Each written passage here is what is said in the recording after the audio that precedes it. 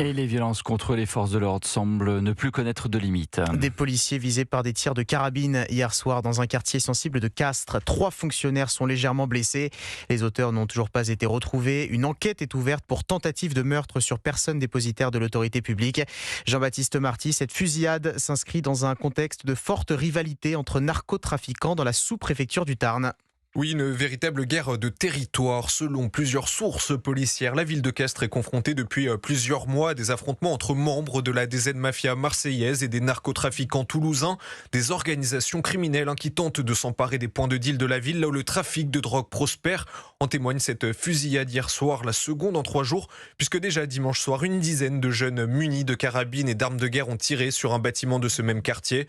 Patrick Batigne, policier à Castres et représentant syndical Alliance, tire la sonnette d'alarme avant que la situation ne devienne hors de contrôle dans cette ville d'environ 40 000 habitants. C'est comme on voit un petit peu partout en France, ce qui se passait dans les grandes villes arrive petit à petit dans les villes de moyenne importance et c'est pour ça que Alliance demande des renforts en effectif sur Castres. Selon les informations d'Europe 1, la directrice de la police du département, Sophie Générol, réclame en urgence le déploiement de la CRS 8, une unité spécialisée dans les violences urbaines. Jean-Baptiste Marty, journaliste police-justice à la rédaction d'Europe 1.